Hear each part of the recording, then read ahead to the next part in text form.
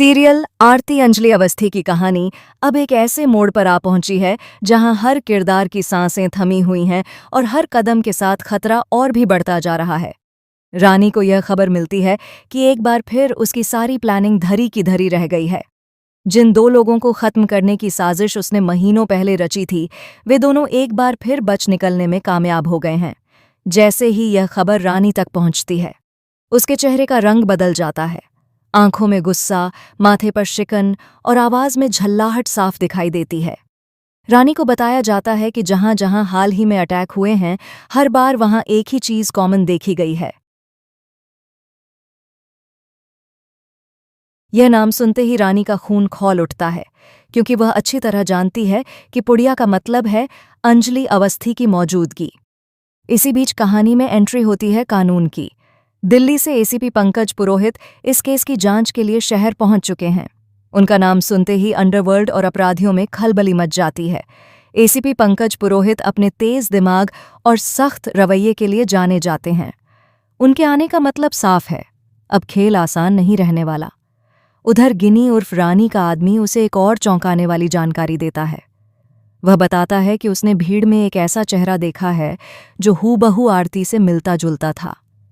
यह सुनते ही गिनी कुछ पल के लिए चुप हो जाती है।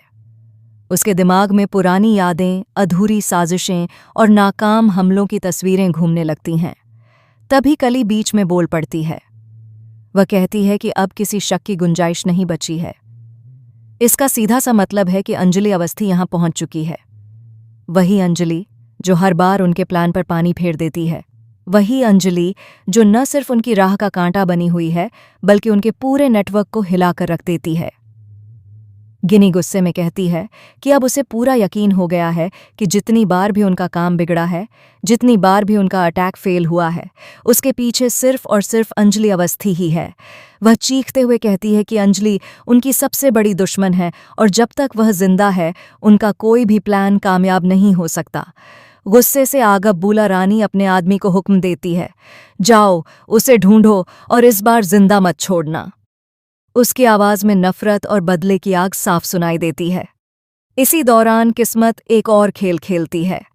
गिनी की नज़र अचानक अभय पर पड़ती है।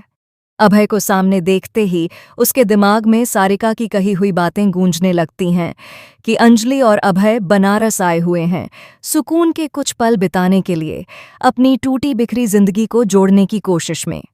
यह बात गिनी को अंदर तक जला देती है। उसे लगता है कि अंजलि न सिर्फ उनकी साजिशें नाकाम कर रही हैं, बल्कि चैन से जीने की कोशिश भी कर रही है। यही सोचकर गिनी का गुस्सा और भड़क उठता है।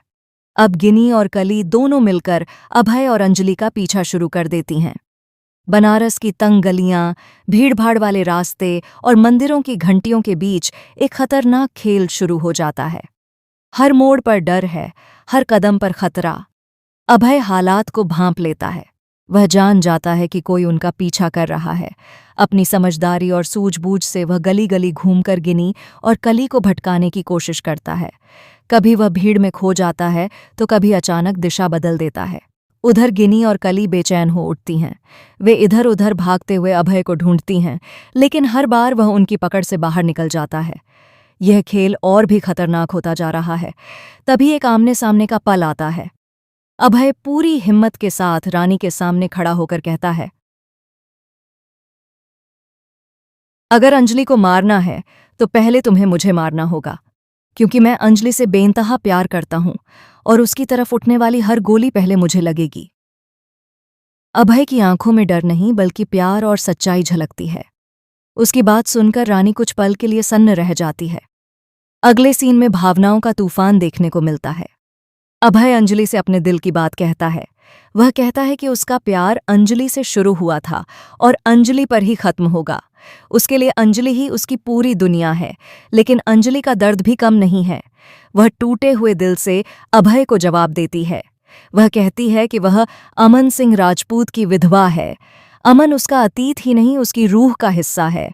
वह उनसे प्यार करती थी, करती है और जिंदगी भर करती रहेगी। उसके दिल में किसी और के लिए कोई जगह नहीं बची है। अंजलि की आंखों में आंसू होते हैं, आवाज कांपती है, लेकिन इरादा मजबूत है।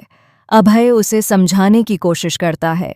वह कहता है कि अमन के जाने का दुख उसे भी है, लेकिन इसका मतलब यह नहीं कि अंजलि अपनी पूरी जिंदगी अंधेरे में गुजार दे। वह कहता है कि जीना कभी गलत नहीं होता और प्यार दोबारा होना भी कोई गुनाह नहीं है। अब कहानी ऐसे मोड़ पर आ खड़ी होती है जहां सवाल बहुत हैं और जवाब किसी के पास नहीं। क्या अंजलि अपने दिल के दरवाजे फिर से खोल पाएगी? क्या वह अभय के प्यार को स्वीकार करेगी या अपने अतीत में ही कैद रह जाएगी?